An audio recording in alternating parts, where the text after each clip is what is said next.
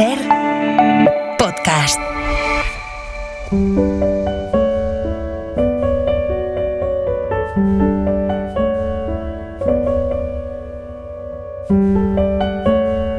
Un libro, una hora. Dirigido por Antonio Martínez Asensio. Bienvenidos al podcast de Un libro, una hora. En este episodio os vamos a contar Tormento, de Benito Pérez Galdós. Benito Pérez Galdós nació en Las Palmas de Gran Canaria el 10 de mayo de 1843 y murió en Madrid el 4 de enero de 1920. Es uno de los mayores narradores de nuestra literatura. Como autor, revolucionó la narrativa española. Publicó Tormento en 1884 entre El Doctor Centeno y La de Bringas, compartiendo contexto, personajes e historia con ambas. Es una novela magnífica, con unos personajes extraordinarios y unos diálogos brillantes. Es divertida, emocionante, angustiosa a ratos y sorprendente. Vamos allá. Esquina de las Descalzas. Dos embozados que entran en escena por opuesto lado tropiezan uno con otro. Es de noche. Los dos embozados son Felipe Centeno, que ahora sirve en casa de Agustín Caballero, un indiano riquísimo, e Ido del Sagrario, aquel que era profesor en la escuela de don Pedro Polo y que ahora se dedica a escribir novelas de aventuras como negro para un autor de éxito. Cuando se reconocen, se ponen al día de sus vidas. Felipe va a llevar una carta para las señoritas Amparo y Refugio, las dos niñas huérfanas de Sánchez Emperador. La carta contiene entradas para el teatro porque los primos de Agustín Caballero, los señores de Bringas, no pueden ir. Don Francisco de Bringas y Caballero, oficial segundo de la Real Comisaría de los Santos Lugares, era en 1867 un excelente sujeto que confesaba 50 años. Todavía goza de días, que el Señor le conserve. Don Francisco de Bringas no sabe lo que es una deuda. Tiene dos religiones, la de Dios y la del ahorro, y por eso dedica muchos de sus ratos libres a arreglar cosas en casa. Ha hecho carrera en la administración y no ha visto nunca la pálida faz de la cesantía.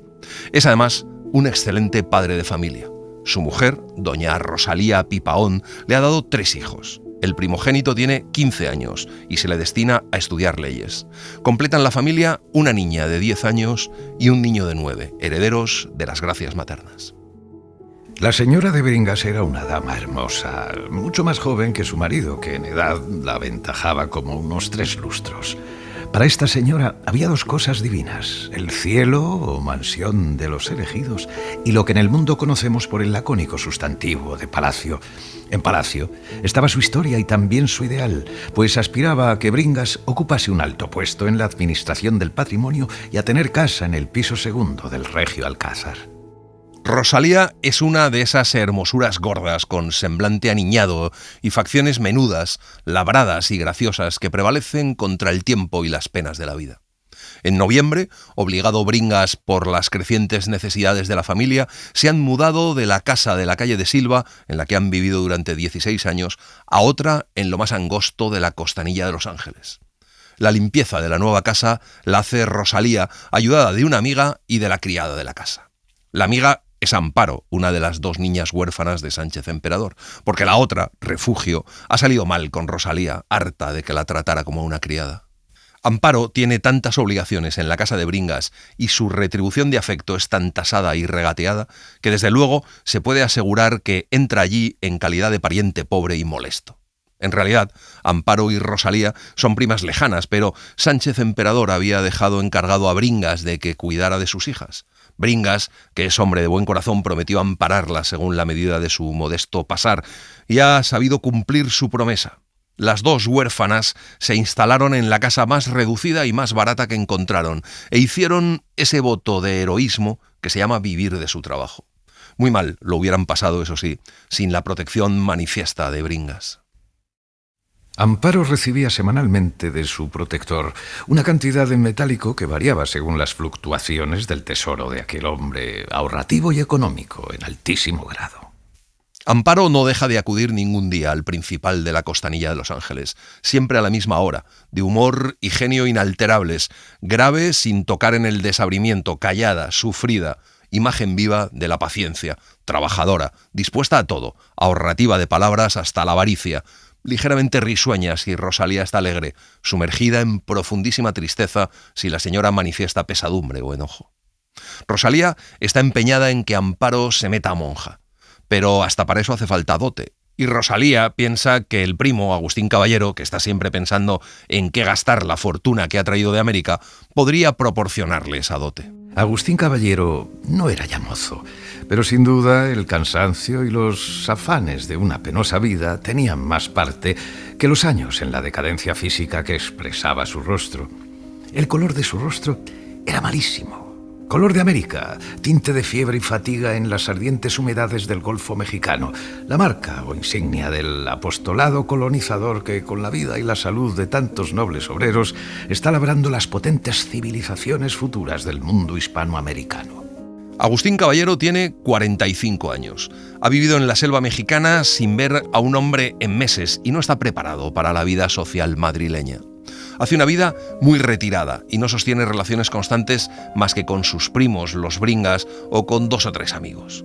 A veces, cuando se cansa de la tediosa vida de Madrid, se va a Burdeos, donde tiene algunos negocios. Cuando Rosalía le retiene en su casa después de comer y le introduce en la modesta tertulia de su sala, se pasa toda la noche en un rincón más callado que si estuviera en misa. Respecto a su fortuna, nadie sabe la verdad. Hay quien la supone colosal, quien regular y muy saneada. Aquella tarde, Caballero le da 3 entradas a Rosalía para el teatro y le dice que así puede llevar a Amparo. Rosalía dice que Amparo ni va, ni quiere ir, ni le gusta, ni puede, dando a las ventanillas de su nariz toda la dilatación posible. Amparo se ríe sin decir nada, mirando a Agustín con indulgente desaprobación, y Rosalía aprovecha para decir a Agustín que lo que Amparo quiere es meterse a monja, y le dice que solo necesita que alguien le proporcione la dote necesaria. Rosalía mira al primo revelando la seguridad de obtener una respuesta feliz a la indirecta que acaba de dirigirle, pero Agustín Caballero, sin revelar haberlo comprendido, se levanta de pronto y dice que se tiene que marchar. Pero en aquel instante entran los 2 niños pequeños de Rosalía que llegan del colegio. Agustín trata muy bien a los niños y se ocupa de todas sus necesidades. Si la niña necesita clases de piano, es Caballero quien le compra el piano y paga las clases. Rosalía piensa que si Agustín tuviera 10 años menos, podría hasta esperar para casarse con su hija. Como señala Mónica Gutiérrez Artero, Benito Pérez Galdós publicó Tormento en 1884, entre el Doctor Centeno y la de Bringas, compartiendo contexto, personajes e historia con ambas. Tormento hace referencia a la protagonista de la novela por partida doble. El autor narra una historia de honestidad de los sentimientos contra el convencionalismo social de la época, sin caer en mojigaterías ni moralinas. Galdós construye sus personajes con maestría y sin prejuicios de sexo o religión y pone el mejor sentido del humor y la ironía al servicio de su mirada crítica, pero nunca aleccionadora. En Tormento destaca especialmente la naturalidad e ingenio de sus diálogos. Baroja decía que Galdós sabía hacer hablar al pueblo. 3 noches después, el primo repite el obsequio de las butacas, pero Rosalía vacila en aceptarlas porque al pequeñuelo le ha entrado una tos muy fuerte y parece tener algo de fiebre. Amparo se queda a dormir esa noche. Los chicos se duermen después de mucha bulla y jarana y a las 9:30 de la noche todo es silencio y paz en la casa. Cansada del trabajo de aquel día, Amparo se sienta a hojear un voluminoso libro. Es la Biblia. De pronto, la campanilla de la puerta anuncia una visita. Se presenta Agustín Caballero, dándole las buenas noches en tono muy afectuoso. Solo ante Amparo, sin temor de indiscretos testigos, el hombre más tímido del mundo es locuaz y comunicativo. Se ponen a hablar del tiempo en el que él estuvo en América, 30 años nada menos, y hablan de los trabajos y los peligros que tuvo que pasar. Amparo le pregunta a Agustín si piensa volver allá, y Agustín le contesta que eso no depende de él, mirando al hule que cubre la mesa. Amparo le pregunta entonces de quién ha de depender, si él es un hombre libre. Caballero la miró un momento, pero ¿de qué manera? Parecía que la abrasaba con sus ojos y la suspendía sacándola del asiento. Después repitió con visible embarazo, el no depende de mí, y tan quedó tan inarticulado que antes fue sentido que dicho. ¿Es cierto que se va usted a meter monja?, preguntó luego. Amparo le contesta que Rosalía está empeñada y que las pobres mujeres que no tienen padres ni medios de ganarse la vida, ni familia que las ampare, están en una situación muy difícil y que al principio no le gustaba la idea, pero que poco a poco le va entrando. En el cerebro del tímido surge un tumulto de ideas, pero los nervios se le encabritan y solo es capaz de decir vaya, vaya. Amparo comprende que Agustín tiene dentro algo más que aquel vaya, vaya tan frío, tan incoloro y tan insulso, y se atreve a preguntarle que qué le aconseja. Yo digo que es un disparate que usted se haga monja. Qué lástima. Es que no se lo consentiremos. Agustín Caballero siente que el rubor sube a su rostro, el corazón le late con fuerza. Hacerse monja, eso es de países muertos, mendigos, curas, empleados. La pobreza instituida y reglamentada. Pero no, usted está llamada a un destino mejor. Usted tiene mucho mérito. Y encima le dice que es muy guapa. Amparo parece escandalizarse, le dice que no, que es muy amable, y él contesta que ha pasado años metido en sí mismo al pie de enormes volcanes junto a ríos como mares, trabajando como se trabaja en América, y que desconoce las mentiras sociales, que él, cuando habla, dice la verdad pura. Amparo le dice que por nada del mundo iría ella a esas tierras, y Agustín le contesta que las asperezas de la vida primitiva entorpecen los modales del hombre, pero le labran por dentro. Ay, no me hable usted de esa vida. A mí lo que me gusta es la tranquilidad, el orden, estarme quietecita en mi casa, ver poca gente, tener una familia a quien querer y quien me quiera a mí, gozar de un bienestar medianito y no pasar tantísimo susto por perseguir una fortuna que al fin se encuentra así, pero ya un poco tarde y cuando no se puede disfrutar de ella. Caballero está encantado de escuchar eso porque, en realidad, ha urdido un plan para contarle sus sentimientos a Amparo y hacerla entender que se quiere casar con ella. Se ha preparado una estudiada declaración, pero ahora todas las ideas y palabras se han evaporado, dejándole tan solo una congoja profunda y el sentimiento tristísimo de su propio silencio. Entonces Amparo le pregunta si piensa volver a Burdeos.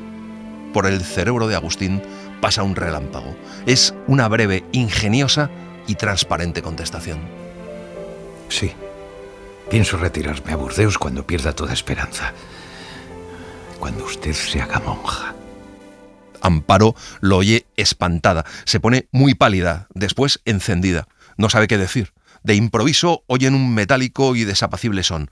La campanilla de la puerta. Bringas y consorte vuelven del teatro. El sábado de aquella semana, Rosalía le dice a Amparo que Agustín Caballero le ha dicho que él la dotará. Amparo se queda callada. Rosalía esperaba que Amparo se pusiera muy contenta y no entiende la reacción. Aquel día, cuando Amparo se va a casa, Francisco Bringas no le da el dinero habitual. Amparo, al salir, ve a Agustín Caballero sentado en un sillón y más atento a la escena que al periódico que tiene en sus manos. Amparito subía lentamente, abrumada de tristeza, la escalera de su casa. Abrió la puerta su hermana, en traje y facha que declaraban hallarse ocupada en vestirse para salir a la calle, esto es, en enaguas, con los hombros descubiertos, bien fajada en un corsé viejo, con el peine en una mano y la luz en la otra. Amparo se desespera con su hermana Refugio, que solo piensa en salir y tiene la casa siempre desordenada. Refugio, en cambio, echa en cara a Amparo su servilismo con los de Bringas. Cuando Amparo se queda sola, se sienta en el sillón, apoyado el brazo en el velador y la mejilla en la palma de la mano. Por su mente discurren cosas presentes y pasadas, las unas agradables, las otras terriblemente feas. Da un salto de repente. Ha sonado la campanilla de la puerta. Es Felipe Centeno con una carta. Intuye que esa carta no contiene, como otras veces, billetes de teatro. Cuando logra abrir el sobre, sale un papel azul finísimo y dentro de aquel papel se dejan ver otros papeles verdes y rojos y no muy aseados.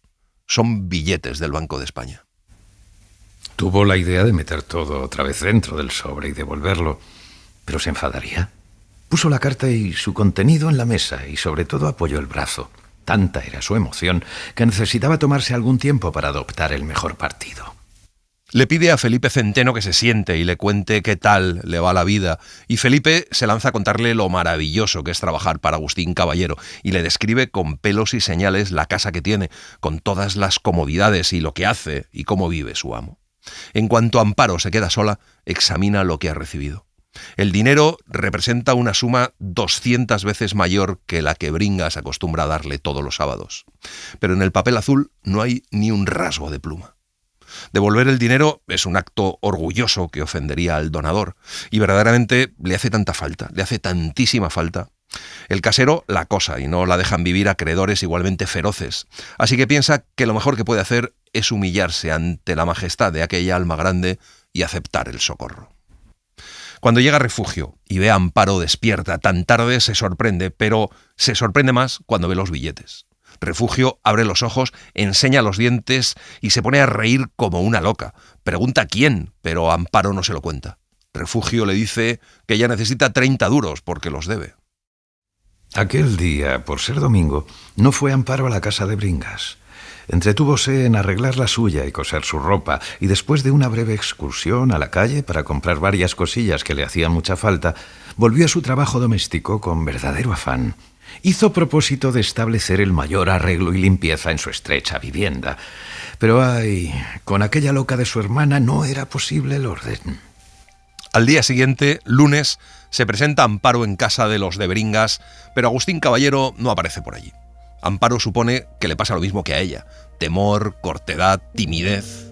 Cuando vuelve a su casa, ya entrada la noche, Amparo recibe de la portera una carta que ha llegado en su ausencia, y al ver la letra del sobre, siente temor, ira, rabia. La estruja y al subir a su vivienda la rompe en trozos pequeños que están algún tiempo en el suelo y termina barriéndolos, pero al final puede más la curiosidad que el desdén. De entre el polvo toma un papelito que dice moribundo, después ve otro que pone pecado y un tercero que tiene escrito olvido que asesina. Amparo barre más fuerte y pronto desaparece todo, pero el desasosiego que siente es tan grande que no puede comer con tranquilidad. Púsose las botas, el velo y se dirigió a la puerta. Pero desde la escalera retrocedió como asustada y vuelta a descalzarse y a guardar el velo. Aunque estaba sola y con nadie podía hablar, la viveza de su pensamiento era tal que arrojó a la faz de la tristeza y de la penumbra reinantes en su casa estas extravagantes cláusulas. No voy. Que se muera. Despierta antes del día y en su cerebro solo está la idea de ir para evitar males mayores. Ir como si fuera el cadalso. Lo primero que tiene es que inventar la explicación de su ausencia de la casa de Bringas. Dice que va a ir a buscar a su hermana, que anda perdida, y luego se echa a la calle. La idea de que pueda encontrar a alguna persona conocida la hace pasar bruscamente de una acera a otra y tomar las calles más apartadas. Atraviesa todo Madrid, de norte a sur. Sobre las 11 entra en la calle de la Fe, que conduce a la parroquia de San Lorenzo, y reconoce desde lejos la casa a donde va. Amparo no ha estado allí más que una vez 4 meses antes. Entra en un feísimo patio por un extremo del cual corre un arroyo de agua verde, uniéndose luego a un riachuelo de líquido rojo. Son los residuos de un taller de tintorería de paja de sillas. Silencio triste reinaba en la escalera, que parecía una cisterna del revés. Se subía por ella al abismo, porque mientras más alta, era más oscura. Por fin llegó Amparo a donde pendía un cordón de cáñamo. Era menos limpio que el de su casa, por lo que hubo de cogerlo también con el pañuelo. Llamó quedito y no tardó en abrirse la puerta pintada de azul al temple, dejando ver colosal figura de mujer anciana, cuya cara morena, lustrosa y curtida parecía una vieja talla de nogal. La mujer se llama Celedonia y lo primero que dice es que qué contento se va a poner. Amparo pregunta si hay alguna visita y Celedonia contesta que allí no va nadie. Amparo entra en una sala vacía. Parece un domicilio cuyos dueños estuvieran ausentes. En el sillón hay un hombre, más que sentado, hundido en él, cubierto de la cintura abajo con una manta. Alabado sea Dios. Tantos meses sin parecer por aquí. Me hubiera muerto. Me quería morir. Ay, tormento, tormento. Abandonarme así como a un perro. Dejarme perecer en esta soledad. Amparo contesta que no debería haber ido, que había hecho propósito de no ir más, que es un pecado horrible que no puede tener perdón, y rompe a llorar. Vierte lágrimas antiguas que no han brotado en tiempo oportuno. Y es que el hombre que está en el sillón es Pedro Polo, aquel hombre que fue sacristán y profesor y montó una escuela que tuvo mucho éxito y que tuvo una aventura con Amparo. Fueron amantes. Desde que esa historia se acabó, Pedro Polo ha caído en desgracia y escribe unas cartas terribles a Amparo, a la que llama Tormento, reclamándole que vaya a verle. Amparo le dice que ha ido por cumplir una obra de misericordia, que ha ido a visitar a un amigo enfermo y nada más, que se acabaron para siempre aquellas locuras. Pedro Polo le pide que se sosiegue y se siente, pero Amparo le dice que dónde se va a sentar si todo está lleno de suciedad. Yo no he permitido que se barra ni se toque nada hasta que tú vinieras. De modo que si no vienes, me dejo morir en este abandono. Ya ves cuánta falta me haces. Tormento busca con qué limpiar una silla y luego le pregunta qué dice el médico. Pedro Polo contesta que su única medicina es que le mire ella, que vaya a verle, que no se olvide de él. Tormento le contesta que todo eso pasó, pugnando por arrojar el peso que tiene sobre su alma. Pedro Polo le dice que hace un mes que apenas toma alimento y que pasa semanas enteras sin dormir. Dice Celedonia que esto es cosa del hígado, y yo le digo que me la traigan y verás cómo resucito. Y tú, tan inhumana, tan olvidadiza, ¿cuántas cartas te escribí hace 3 meses? ¿Qué sé yo? Viendo que no me respondías ni me visitabas, me resigné, pero hace días, creyendo morirme, no pude resistir más y te puse 4 letras. Tormento le dice que aquello pasó y se borró, que es como si no hubiera sucedido y que no sabe si la vida entera dedicada al arrepentimiento bastará para que Dios la perdone. Amparo se interna en la casa y al poco rato vuelve diciendo que no hay de nada, ni siquiera carbón, y luego se va a la compra, con miedo de que alguien la reconozca. Poco después de que vuelva, se oye de nuevo el rumor del agua, el freír del aceite en la sartén. Sigue a eso un estruendo de limpieza general, choque de pucheros y cacharros, castigo del polvo. Cuando la sala queda arreglada, Tormento vuelve a la cocina y entonces se oye el tumulto del agua revolcándose en el fregadero entre montones de platos. Don Pedro Polo, bien afeitado y vestido de limpio, vuelve a ocupar su sillón y se ríe, henchido de un contento nervioso que le hace parecer un hombre distinto. Quería Polo entablar con la joven conversación larga, pero ella se defendía contra ese empeño, cortando la palabra del misántropo con su brusco levantarse para traer alguna cosa. No quería de ningún modo entrar en materia. Se consideraba como visita, como persona extraña a la casa que había entrado en ella con propósitos de un orden semejante a los de la beneficencia domiciliaria. Batalla en su mente por convencerse de que ha ido a socorrer a un enfermo, a consolar a un triste, a dar de comer a un hambriento, con el propósito de que esa visita será la última y el adiós definitivo a la única mancha de su vida. Pero cuando Amparo se levanta, coge su mantón y su velo, disponiéndose para marchar, Pedro Polo le dice que no se vaya, que esa es su casa. Si insistes, saldré contigo. ¡Ea! ¿Vas para arriba? Yo detrás. ¿Vas para abajo? Detrás yo. No te dejaré a sol ni sombra. No creas que vas a hacer lo que se te antoje. Aquí mando yo. Tormento, asustadísima, se desploma sobre la silla con los brazos flojos, la cabeza aturdida. Se arrepiente de haber ido hasta allí. El llanto la sofoca. Polo le dice que no llore, que tiene la idea de irse muy lejos, a una isla de Alasia o bien a California o alguna colonia inglesa. Al oír eso, un relámpago de alegría brilla en los ojos de Tormento, pero Polo añade que querría que ella le acompañara. Amparo le ahoga la conciencia y el arrepentimiento y no puede explicarse bien el error de sus sentidos ni el desvarío que la arrastró a una falta con persona que al poco tiempo le fue tan aborrecible.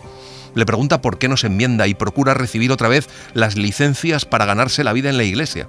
Y al final le pone un billete encima de la mesa como si pudiera así pagar una deuda, pero a don Pedro Polo le repugna recibir una limosna y encima se ve súbitamente acometido de punzantes sospechas.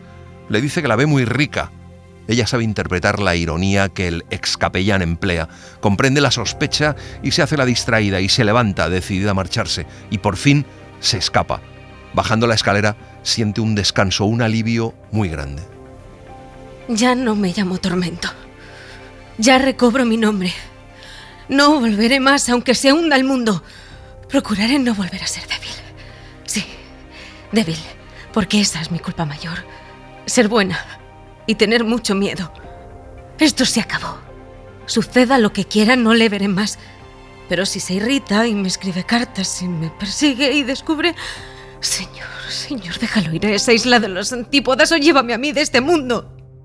Según Mercedes Comellas Aguirrezábal, todas las cuestiones relativas a las verdades de la ficción se aglutinan en la pregunta sobre qué grado de verdad tiene el amor ¿O hasta qué punto es un sentimiento literario? Se lo pregunta Galdós en Tormento. El amor es interesante para los lectores. El amor permite introducir lo maravilloso a través de la fantasía amorosa. El amor forma parte de la existencia común, pero también implica trasladar a la vida las medidas de la literatura, que se encarna en las emociones de los amantes. 3 años después de La desheredada, Galdós vuelve a proponernos asistir al juego dialéctico entre realidad y literatura en otra novela que tiene por protagonista principal a una mujer joven y casadera, y por asunto temas amorosos y matrimoniales vinculados a la identidad real de los personajes. Al encontrarse solo, se entra don Pedro, con abandono de hombre desocupado y sin salud, a las meditaciones propias de su tristeza sedentaria. Sepultado en el sillón, las manos cruzadas en la frente, formando como una visera sobre los ojos, se deja ir de la idea a la ilusión, de la ilusión a la alucinación. La noche la pasa mejor que otras veces y el día siguiente, poco después del mediodía, le visita el mejor de sus amigos, don Juan Manuel Nones, presbítero, hombre bondadosísimo, ya muy viejo, y que tiene una influencia poderosísima sobre él. Se permite tutearle y echarle ásperas reprimendas que el desgraciado excapellán oye con respeto. Pedro Polo tiene necesidad de hablar y le cuenta a Nones lo que ha pasado. Nones le dice que es indispensable cortar por lo sano y que cuando pasen algunos años todo habrá terminado, que lo primero que tiene que hacer es salir de Madrid, que su sobrino político ha comprado una grandeza en la provincia de Toledo, entre el Castañar y Menasalvas, y que le va a mandar allí, a que trabaje en el campo, a que se recupere y coja fuerzas, y que mientras él, por mediación de don Ramón Pez, un curato de Filipinas, le va a conseguir un destino allí. Al día siguiente, don Pedro se va al Castañar. Cuando Amparo llegó a su casa era ya tan tarde que no quiso ir a la de Bringas. Intentó recordar el pretexto con que, según lo convenido consigo misma, debía explicar al día siguiente su falta de asistencia, mas la mal preparada disculpa se le había ido del pensamiento. Era preciso inventar otra, y a ello consagró por la noche los breves ratos que le dejaban libre sus cavilaciones sobre asunto más grave. Seguramente, hoy que yo he faltado, habrá ido él. Y así ha sido. Y se ha encontrado a la de Bringas en tal facha aquella mañana que se lo hubiera tomado por una patrona de huéspedes de las más humildes. La criada está en la compra y la señora, después de dar muchas vueltas por la cocina, arregla a los niños para mandarlos al colegio. Rosario le dice que se comenta en los corrillos que es de los que las mata callando, y Agustín la sorprende diciéndole que mira, que es verdad que a lo mejor se casa el año que viene. Rosario se queda muy sorprendida. Caballero vuelve a la casa por la tarde esperando encontrarla vacía de importunos testigos, y efectivamente los niños aún no están, y en el cuarto de la costura está Amparo, que se pone pálida al verle entrar. No aciertan con las palabras ninguno de los dos. Mas Caballero, sintiéndose espoleado por la impaciencia, pensó, ahora o nunca. Y una frase brilló en su mente, una frase de esas que o se dicen o revienta el oprimido molde que las encierra. Más fuerte era el concepto contenido que la timidez del continente, y de aquella discreta boca salieron estas palabras como sale un disparo por la boca del cañón. Tengo que hablar con usted. Ella le contesta que está muy agradecida y él le dice que no es por eso. Y le suelta que él va a dar la dote, pero no para que entre en el convento, sino para casarse con él. Sigue a la frase triunfal un silencio y de pronto suena la campanilla. Amparo va a salir, pero Agustín la intercepta en la puerta y tomándole las manos y apretándoselas mucho, le pregunta si no le contesta nada, pero vuelven a llamar. Prudencia pasa hacia la cocina con duro pisar de corcel no domado. Poco después, Amparo y Caballero se encuentran en el pasillo junto al ángulo del recibimiento, oscuro como caverna. Las manos del tímido tropiezan en las tinieblas con las manos de la medrosa y las vuelve a cazar al vuelo. Apoyándose en la pared, ella no dice nada. ¿Qué es eso? ¿Llora usted? ¿No me contesta usted a lo que he dicho? ¿No le agrada mi proposición? Sí, yo sí, no. Veré, usted... Hábleme con toda franqueza. Si a usted le desagrada... No, diré... Usted es muy bueno, yo agradecido. ¿Pero esos lloros por qué son? Parece que Amparo se calma un poco, enjugándose las lágrimas rápidamente con un pañuelo. Después se dirige al cuarto de la costura, haciendo una seña al indiano para que la siga. Le dice que no quiere que Rosalía la vea llorando. Agustín, le dice que se olvide de Rosalía y le conteste. Usted es muy bueno. Usted es un santo. Pero se puede ser santo y no gustar. Oh, no, sí. Estoy muy agradecida. Pero tengo que pensarlo, desde luego. Yo... Vamos, no le gusta a usted. Oh, sí, mucho, muchísimo, pero... ¿Pero qué? Usted no tiene parientes que se puedan oponer. No, pero... Usted es libre. Ahora, si tiene usted algún compromiso... Yo... sí. No es eso. No tengo nada que oponer. Soy una pobre...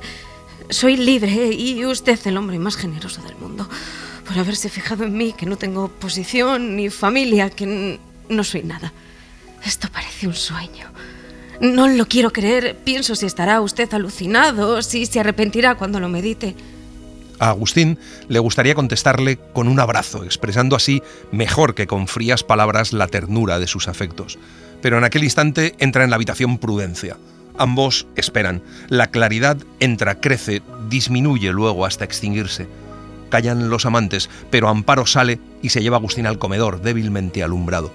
Agustín le dice que es hombre que cuando resuelve una cosa le gusta llevarla adelante contra viento y marea, y Amparo le contesta que no sea tan precipitado y que medite mucho esas cosas tan graves. Pero una vivísima alegría llena el alma de Amparo. Todo está muy meditado. Y además, lo que se siente no se calcula, porque el sentir y el calcular no son buenos amigos. Hace tiempo que dije, esta mujer será para mí y por encima de todo será. Los enamorados, de veras, tenemos doble vista. Y sin haberla conocido a usted antes, me consta, sí, me consta que estoy hablando ahora con la virtud más pura, con la lealtad más... Y no me habla usted solo al corazón y a la cabeza, sino también a los ojos, porque es usted más guapa que una diosa. Cuando llegan los de Bringas, Agustín se marcha y muy poco después lo hace Amparo.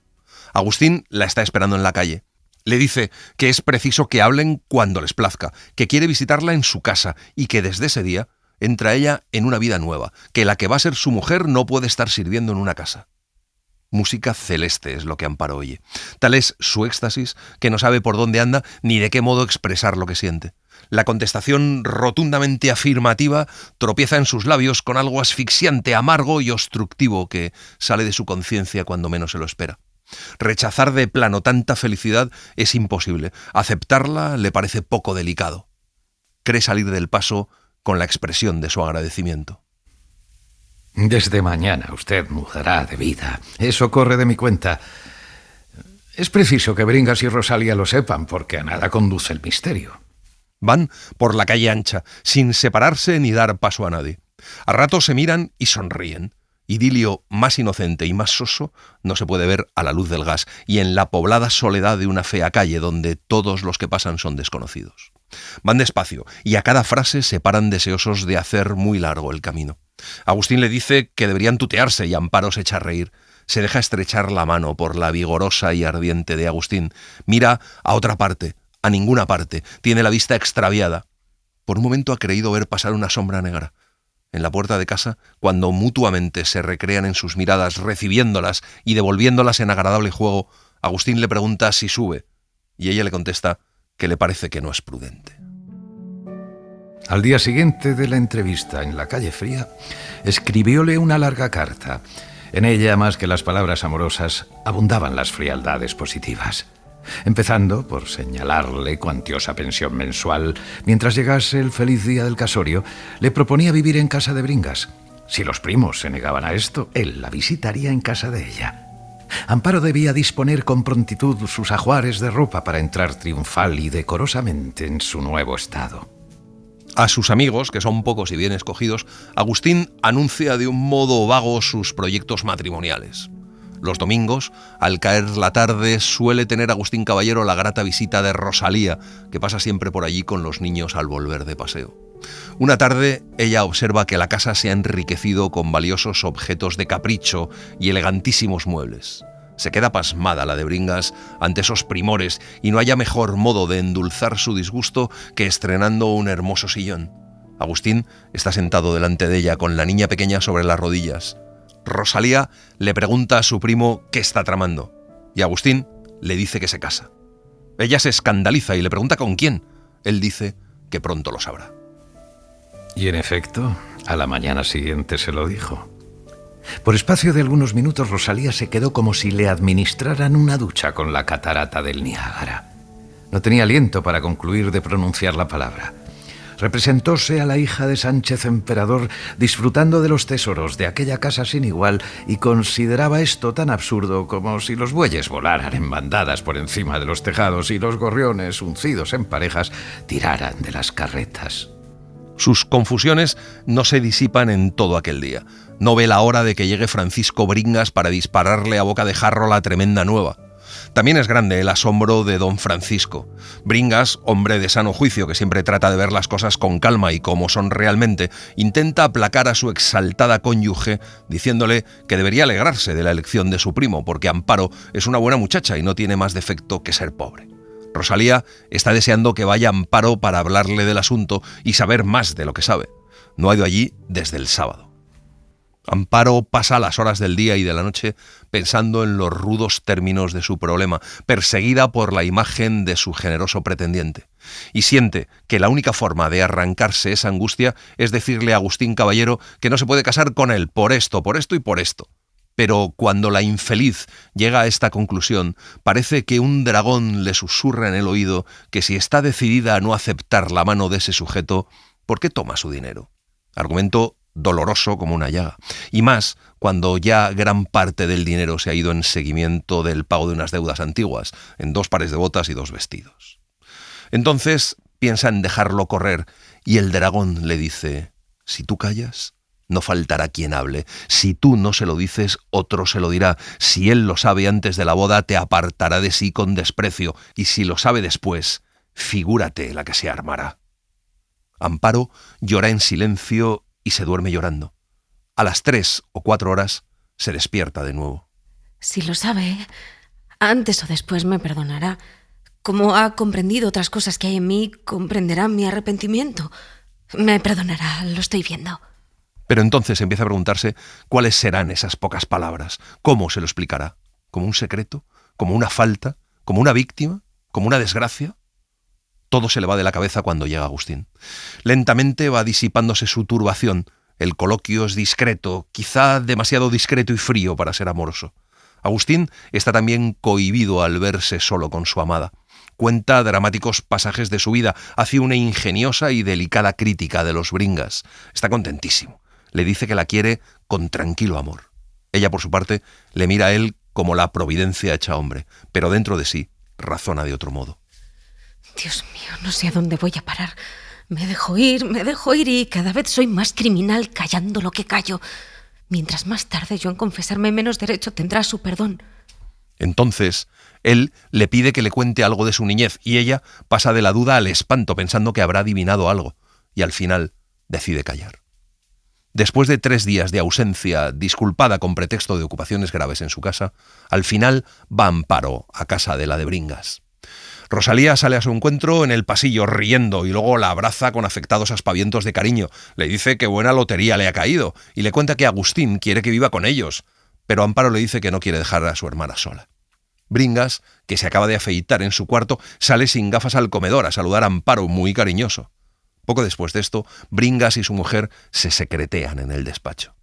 Recogida en la soledad de su casa, Amparo tiene aquella noche un feliz pensamiento. Se le ocurre llamar en su auxilio a la religión, confesar su pecado ante Dios, y así eso le dará valor para declararlo ante un hombre.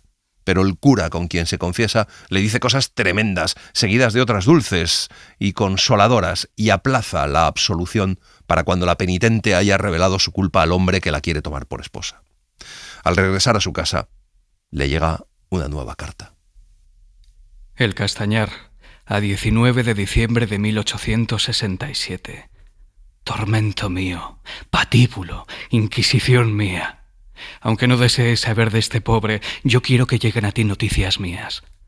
Mándome aquí a hacer vida rústica y penitente ese santote de Nones, y aunque me prohibió, entre otras cosas, el juego de cartitas, no puedo resistir a la tentación de escribirte esta, que seguramente será la última.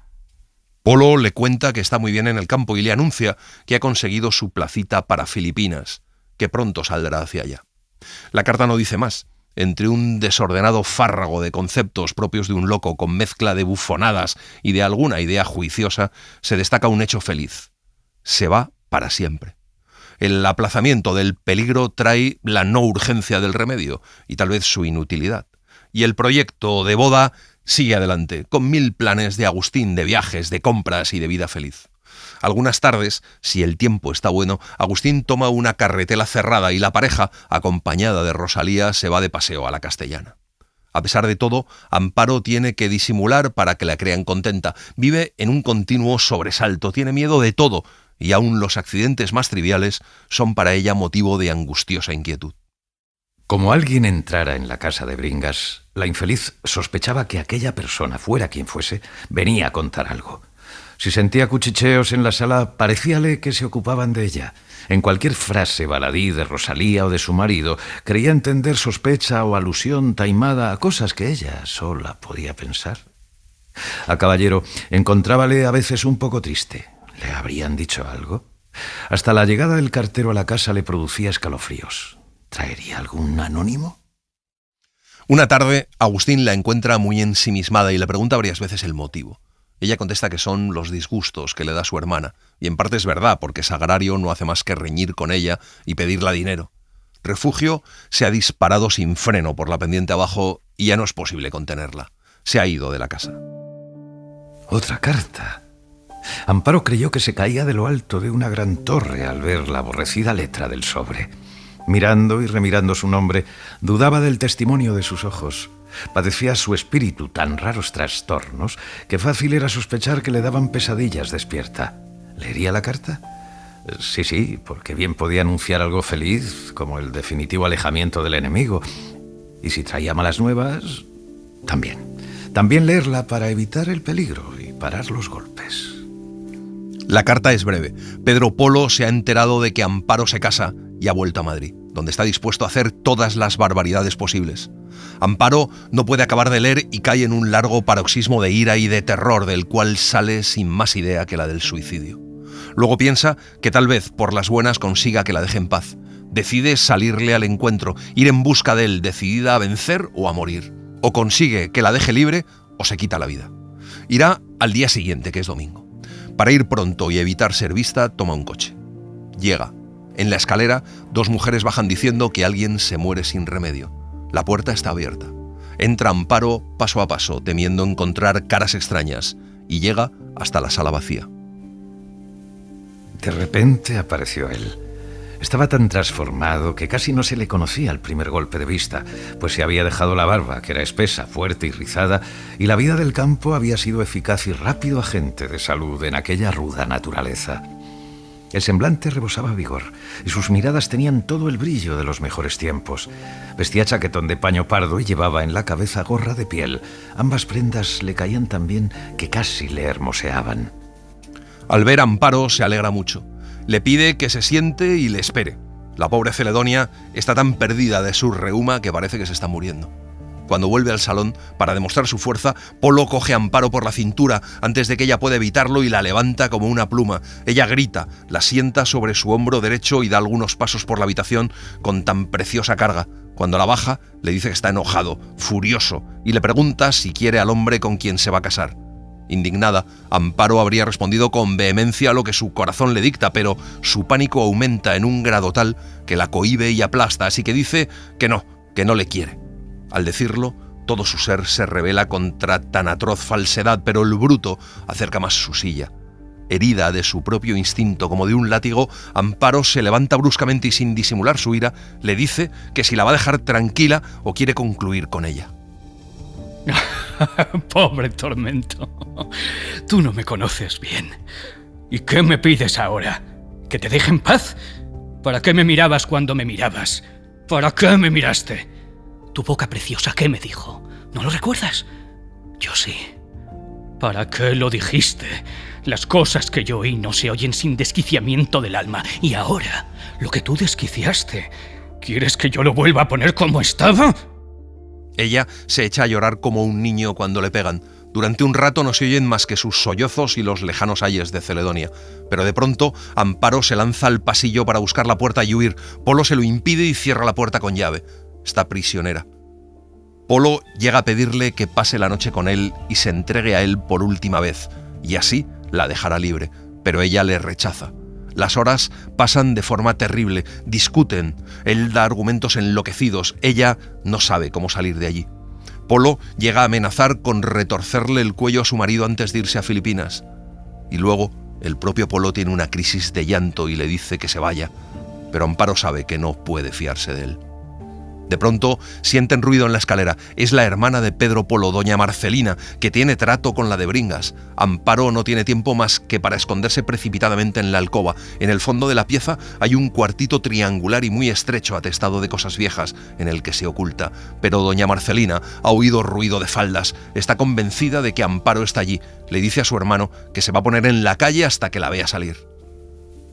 Cuando se oyó el golpe de la puerta, violentamente cerrada tras ella, Amparo salió de su escondite. Tenía los ojos extraviados y su palidez era sepulcral. No tengo salvación. ¿Oíste lo último que dijo? O no saldré, o me verás salir. De pronto aparece en el marco de la puerta una figura altísima y venerable. Es el padre Nones. Ella está tan agobiada que casi entrevé en la presencia del buen sacerdote un medio de salvación. El bruto no hace movimiento alguno y espera a la acometida de su amigo. Nones se lo lleva a otro sitio y cuando vuelven, Nones le dice a Amparo que hay que salir. Nones y Amparo van delante. Detrás, Polo, alumbrando. Salen Nones y Amparo. Doña Marcelina no se mueve, no hace más que mirar. Cuando Amparo llega a su casa, una vecina le dice que a las 8 ha estado un señor llamando hasta que se ha cansado. Toda la noche la pasa Amparo en un estado de agitación. Ya no le queda duda de que sobrevendrán catástrofes y de que el asunto de su casamiento va a tener un mal desenlace. Pero no se le ocurre medio alguno para evitarlo. A la mañana siguiente va a casa de Bringas. Rosalía la recibe de forma un poco extraña, pero alegre. Le dice que va a ir Agustín y le suelta que se prepare una tila para relajarse, porque el buenazo de Agustín no debe saber nada, que las cosas pasadas y muy vergonzosas deben quedarse en el secreto de la familia. Amparo se desmaya. Encerrada en su casa, acostóse vestida en su lecho y se arropó con todo lo que halló a mano. Qué frío y qué calor al mismo tiempo. No le quedaba duda de que Rosalía, de un modo o de otro, habría de hacer que alguien llevara el cuento a caballero. Aunque sencilla y bastante cándida, no lo era tanto que creyese en las hipócritas expresiones de la orgullosa señora. Que el ignominioso escándalo venía era cosa evidente. Amparo piensa que si él la visita, si le pide explicaciones y ella se las da, a su dolorido arrepentimiento corresponderá con la indulgencia precursora del perdón. Pero toda aquella tarde aguarda a la infeliz contando el tiempo. Llega la noche y Agustín no va.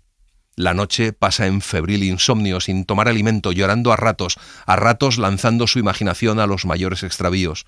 Perdida toda esperanza y segura de su vergüenza, piensa que es una tontería conservar la vida. Pasa revista a las diferentes suertes de suicidio y se acuerda de un producto que recetaron a su padre, que se administraba en paños empapados sobre la frente y que el médico dijo que si alguien se bebía una pequeña porción se moriría en 5 minutos. Amparo aún tiene la receta. Cianuro potásico, 2 gramos.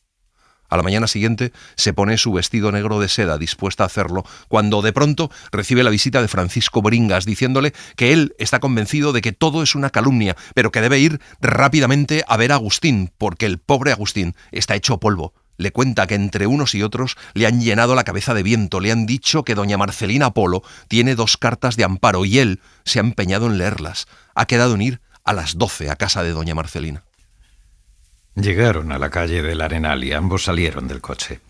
En la puerta Bringas no creyó oportuno volver a amonestarla y cuando la vio subir se fue al ministerio. Amparo sube, pero es demasiado tarde. Agustín ya se ha ido a casa de doña Marcelina. Amparo le pide entonces a Felipe Centeno que vaya por una cosa a la botica y le da la receta. Felipe vuelve con un botecito y un líquido blancuzco. Amparo pide un papel y un lápiz y luego se bebe el líquido. Pronto empieza a perder el sentido. Lo último que pide es que la acoja a la Virgen del Carmen. No se sabe a punto fijo por qué conducto entraron en el espíritu de aquel buen caballero las sospechas. Y tras las sospechas, algo que las confirmaba. Noticias, datos y referencias. A Agustín Caballero algunos amigos le comentaron cosas, pero la que le puso en la pista, la que le contó todo, lo de las cartas, lo que había pasado, es la de Bringas, Rosalía, que haciéndose la buena, atacando donde sabía que haría daño, le contó todo. Cosa que no hizo ni doña Marcelina, que se negó a darle las cartas a Agustín. El hombre se volvió a su casa y allí se encontró a Amparo sin sentido y una carta que decía: «Todo es verdad, no merezco perdón, sino lástima». Pero Amparo no está muerta porque el bueno de Felipe Centeno, al ver que la receta que le daba era un veneno, le cambió el producto por un relajante que tomaba doña Marta para el dolor de muelas. Agustín ordena que se lleven a Amparo a su casa. Con el corazón despedazado se encerró mi hombre en su despacho. Si no lloraba, era porque no podía, que ganas no le faltaban. Agustín decide irse a pasar una temporada a Burdeos. Evidentemente ya no puede casarse con Amparo, pero pasa el tiempo y todo se serena, aunque Amparo sigue enferma. Agustín no quiere irse sin despedirse de ella y un día va a verla, sin avisar. Amparo está en un sillón bien arropada. Cuando oye rechinar la puerta y ve quién entra, está a punto de perder el sentido. Agustín, muy cortés, se sonríe y le pregunta cómo está. Agustín le dice que esa misma tarde se va para Francia. Y de repente Amparo siente que ese es el momento oportuno y empieza a hablar. La confesión se le sale de la boca, libre, fluida, sin tropiezo, con pedazos del alma, toda verdad y sentimiento. Cuando aquel misterioso coloquio hubo terminado, Amparo tenía la cara radiante, los ojos despidiendo luz, las mejillas encendidas y en su mirar y en todo su ser un no sé qué de triunfal e inspirado que la embellecía extraordinariamente. Agustín se queda de una pieza. De repente empieza a hacerse preguntas. Se queda callado, pero su cabeza no para. Suspira, se acerca a la joven, le pone la mano sobre la cabeza y de pronto le pregunta si tiene por casualidad un baulito. Amparo dice que sí y Agustín le dice que meta allí toda su ropa. No hay tiempo que perder. Tengo que hablar contigo. Pero como no puedo retrasar mi viaje, vas a hacer el favor de venirte conmigo a Burdeos. Oye bien lo que te digo. Procura estar dispuesta a las 4 menos cuarto, o a las 4 en punto lo más tarde. A esa hora vendrá Felipe en mi coche o en otro. Él te llevará a la estación. Cuando Francisco Bringas ve a Amparo en el tren con Agustín, no se lo puede creer. Pero la que casi se desmaya cuando se lo cuenta es Rosalía, la de Bringas, su mujer. Un tren que parte es la cosa del mundo que más semejanza tiene con un libro que se acaba. Cuando los trenes vuelvan, abríos y páginas nuevas.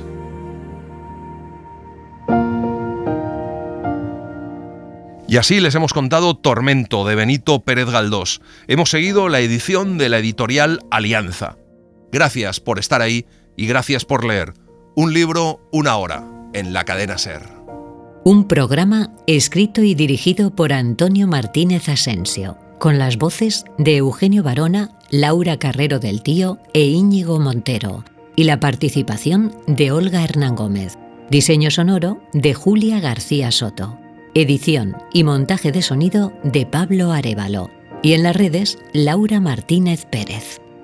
Para no perderte ningún episodio, síguenos en la aplicación o la web de la SER, Podium Podcast o tu plataforma de audio favorita.